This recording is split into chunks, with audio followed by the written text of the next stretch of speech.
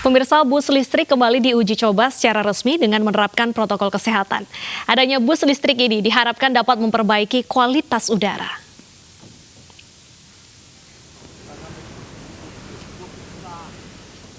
Bus listrik EF1 ini melayani rute Balai Kota Blok M. Ada 2 unit bus listrik BYD yang disediakan, yaitu bus single low entry tipe K9 dan bus medium tipe C6. Penumpang yang naik diwajibkan mengenakan masker.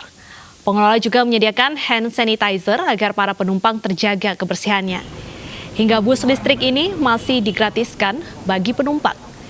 Dicanangkan akan ada 100 bus untuk uji coba sampai akhir tahun. Dan diharapkan dengan adanya bus listrik ini membantu menjaga kualitas udara karena tidak menimbulkan polusi.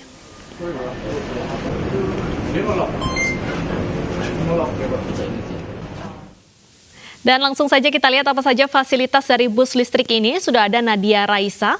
Ya, Nadia, apa yang membedakan bus listrik ini dengan bus Transjakarta pada umumnya? Ya, Deta, sebenarnya tidak ada perbedaan yang cukup signifikan baik dari segi fasilitas ataupun kenyamanan antara bis listrik yang saya naiki ini dengan bis Transjakarta pada umumnya. AC masih tetap dingin, lalu juga untuk kenyamanan serta fasilitas masih tetap sama. Hanya saja bahkan tempat duduk atau kursi di sini masih sangat bagus karena memang masih sangat baru karena baru beroperasi 2 hari dalam tahap uji coba. Nah, untuk bis listrik ini sendiri memiliki 2 jenis yang dioperasikan selama masa uji coba, yaitu yang pertama adalah single low entry tipe K9, yaitu bis yang saya naiki ini memiliki kapasitas hingga 25 orang. Nah, sedangkan untuk tipe lainnya yaitu ada tipe bis medium dengan tipe C6, kapasitasnya hanya 11 orang saja. Dan memang untuk dari segi kapasitas, bis ini ukurannya lebih kecil dibandingkan dengan bis Transjakarta pada umumnya. Untuk selain itu juga, di sini protokol kesehatan masih terus diterapkan. Penumpang harus menggunakan masker. Juga di sini disediakan hand sanitizer agar penumpang pun masih tetap dapat menjaga kebersihan dengan mencuci tangan.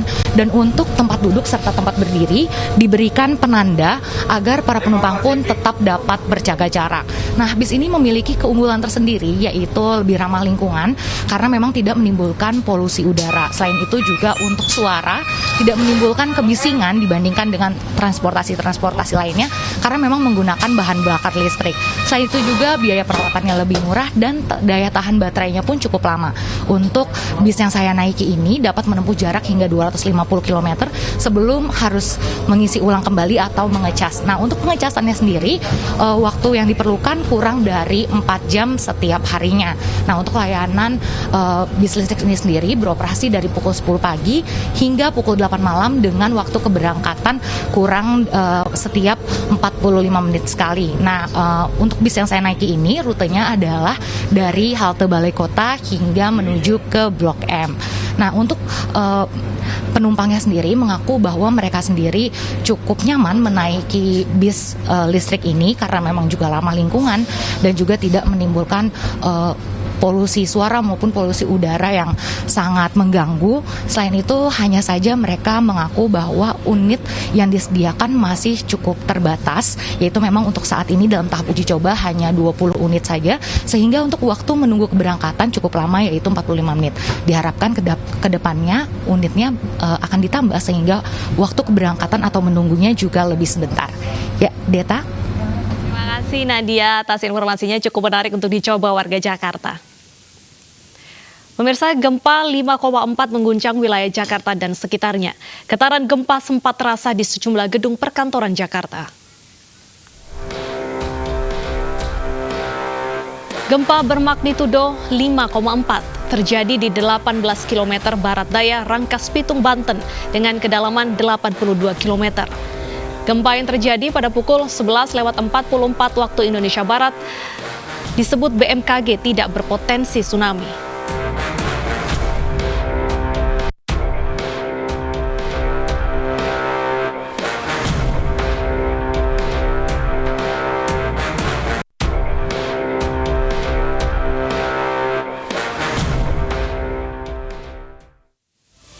Usai jeda, News Siang akan kembali dengan informasi ratusan orang rela mengantri untuk membeli rujak Syahrini.